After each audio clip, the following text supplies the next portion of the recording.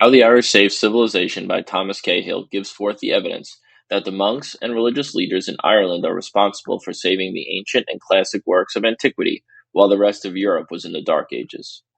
The book starts on why Rome fell. It's a very well done synopsis of the different opinions that the scholars have. Here, from chapter 1, we get a bit of a summary.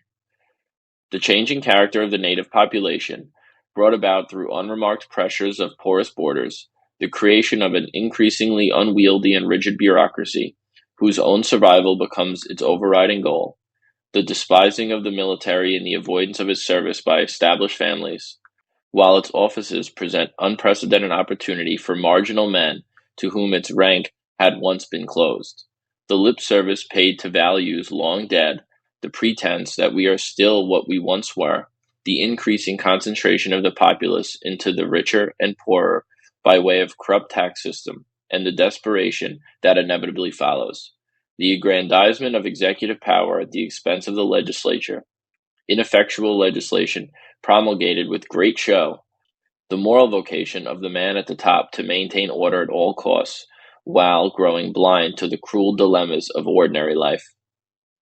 The next chapter goes into what was lost. The great writings of Virgil, the teachings of Plato, Aristotle, and Cicero, for example, which gives great, easy-to-read explanations about why those were so important to the growth of learning, which, for someone who needs that explained to him, this is a very fun and interesting chapter to read. The main protagonist of the book is St. Patrick. It discusses his origin story, which is that he was brought to Ireland as a slave from England. While as a slave, he spent a lot of his time by himself in fields protecting the flock. With all that time he was in isolation, he had found God. He escaped slavery and went back to learn in Britain. In a dream, he was convinced to go back to Ireland and preach and convert the Irish to Christ. He was successful beyond what a reasonable person would think. He converted most of Ireland to Christianity. He established churches and monasteries. It was in these monasteries where the Greek and Latin texts were translated. These ancient works were lost or being lost in mainland Europe. These texts were not only learned but taught in Ireland, where they were not taught anywhere else. It talks of Irish monastic universities that accepted commoners as well as noblemen and those who wished for learning. People from England and all over came to these universities. The Irish supplied the students with food day by day without costs, and books for their studies and teaching free of charge. It was not just a matter of faith that they were taught in these schools. They brought into their libraries everything they could lay their hands on. They were resolved to shut out nothing. It was from these universities that learning began to spread beyond Ireland to other parts of Europe again. It was called a white martyrdom.